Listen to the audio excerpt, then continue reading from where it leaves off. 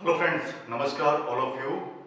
देखिए, हमारे YouTube channel A plus I S academy में आपका बहुत बहुत स्वागत है। आज हमारी पॉलिटिकल साइंस सब्जेक्ट की क्लास होगी, यानी पॉलिटी की क्लास होगी। इससे पहले भी पॉलिटिकल साइंस सब्जेक्ट की क्लास हो रही थी और आज भी हमारी पॉलिटिकल साइंस सब्जेक्ट की क्लास ही होगी। ठीक है, आज का जो हमारा टॉपिक रहेगा बिल्कुल न्यू टॉपिक है।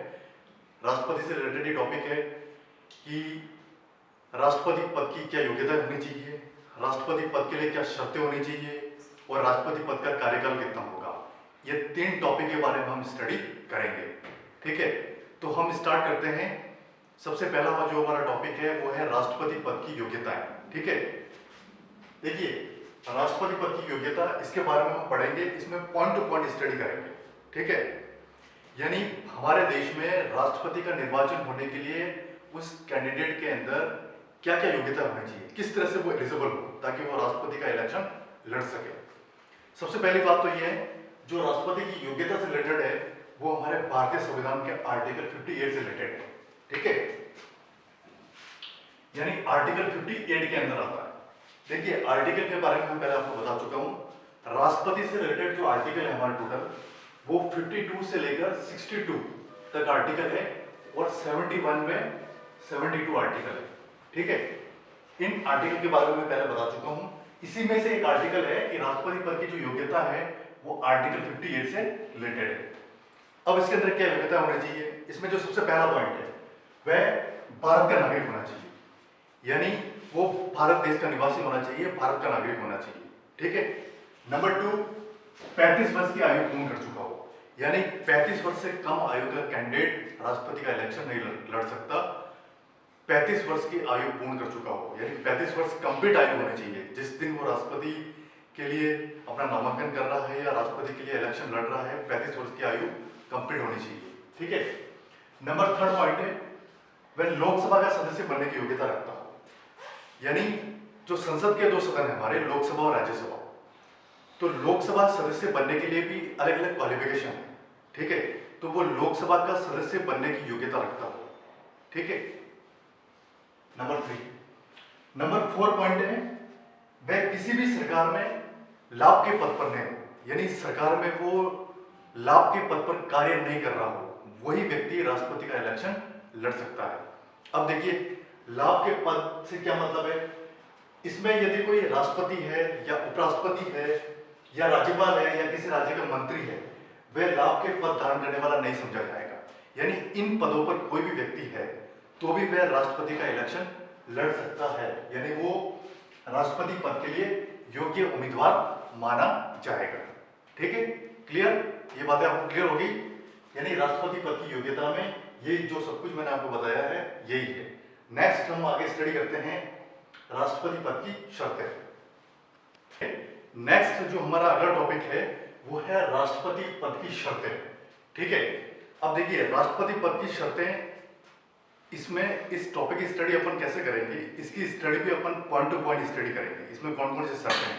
ठीक है, सबसे पहली बात तो ये है कि जो राष्ट्रपति पद की जो शर्तें हैं वो हमारे भारतीय संविधान के आर्टिकल 59 से रिलेटेड है, यानी ये 59 आर्टिकल से रिलेटेड है। अब इसमें जो सबसे पहली शर्त है वो ये है कि राष्ट्रपति संसद के किसी सदन का या किसी राज्य के विधानमंडल के किसी सदन का सदस्य नहीं होगा। यानी राष्ट्रपति संसद का जो दो सदन होते हैं, लोकसभा राज्यसभा, उसमें से किसी का भी सदस्य नहीं होगा। और विधानमंडल, जो स्टेट में विधानसभा होगा, विधानसभा होती है या विधान परिषद होता है, उसका भी वो सदस्य नहीं होगा। और यदि ऐसा कोई व्यक्ति राष्ट्रपति निर्वाचित हो जाता है तो उसके राष्ट्रपति के रूप में पद ग्रहण की तारीख से उस सदन से उसकी सदस्यता स्वतः समाप्त समझी जाएगी। यानी यदि ऐसा कोई व्यक्ति गलती से राष्ट्रपति निर्वाचित हो जाता है जो किसी सदन के सदस्य है, तो जो उसकी सदस्यता है उसकी पद ग्रहण की तारीख से स्वतः ही समाप्त समझी जाएगी, यानी फिर ऑटोमेटिक निरस्त हो जाएगा। ठीक है, क्लियर, ये पॉइंट आपका ये कह रहा है। नंबर 2 पॉइंट है आपका वो है राष्ट्रपति सरकार में अन्य कोई लाभ का पद धारण नहीं करेगा। यानी वो राष्ट्रपति निर्वाचित हो गया, उसके बाद वो सरकार में अन्य कोई लाभ का पद धारण नहीं करेगा, यानी दूसरा डिपार्टमेंट उसे नहीं दिया जाएगा, दूसरा कोई भी गवर्नमेंट डिपार्टमेंट में वो कार्य नहीं करेगा, सिर्फ राष्ट्रपति के पद पर ही कार्य करेगा। ठीक है, नंबर 2 पॉइंट में यही बताया गया है। आगे देखते हैं पॉइंट नंबर 3 और 4। ठीक है, नेक्स्ट राष्ट्रपति पद की जो अगली शर्त है, शर्त नंबर 3। शर्त नंबर 3 क्या है कि राष्ट्रपति के वेतन भत्ते उसकी पदावधि के दौरान कम नहीं किए जाएंगे। जो राष्ट्रपति का जो वेतन हमारे देश में निर्धारित है, जो राष्ट्रपति को विभिन्न अलाउंसेस मिलते हैं, विभिन्न भत्ते मिलते हैं, उसकी पदावधि के दौरान, यानी जो राष्ट्रपति का जो कार्यकाल रहता है हमारे देश में 5 साल का है, उस दौरान उसके वेतन भत्ते किसी भी कंडीशन में कम नहीं किए जाएंगे। ये फैक्ट नियम है।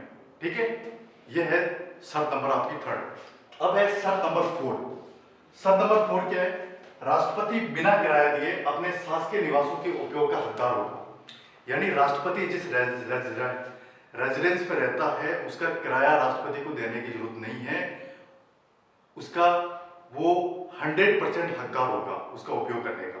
ठीक है, और अगली बात यह है कि हमारे राष्ट्रपति का जो निवास स्थान है उसका नाम है राष्ट्रपति भवन, जो नई दिल्ली में रायसीना पहाड़ी पर स्थित है।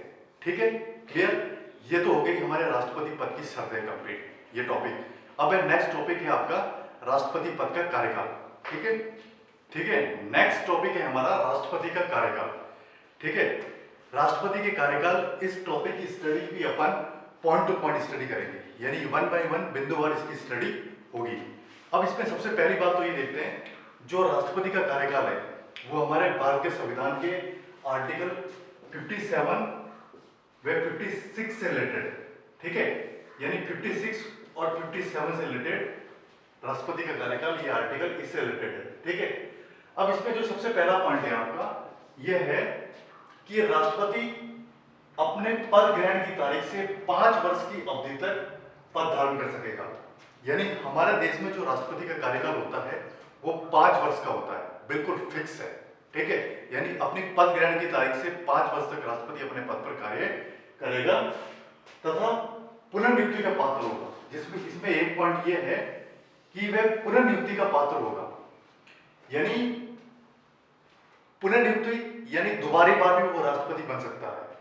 अब पुनर्नियुक्ति से संबंधित यह रूल, हमारे देश में यह रूल है कि पुनर्नियुक्ति की कोई सीमा फिक्स नहीं है। कोई व्यक्ति कितनी भी बार राष्ट्रपति निर्वाचित हो सकता है, यानी हमारे कंट्री का जो ये रूल है कि कोई भी व्यक्ति कितनी भी बार राष्ट्रपति बन सकता है।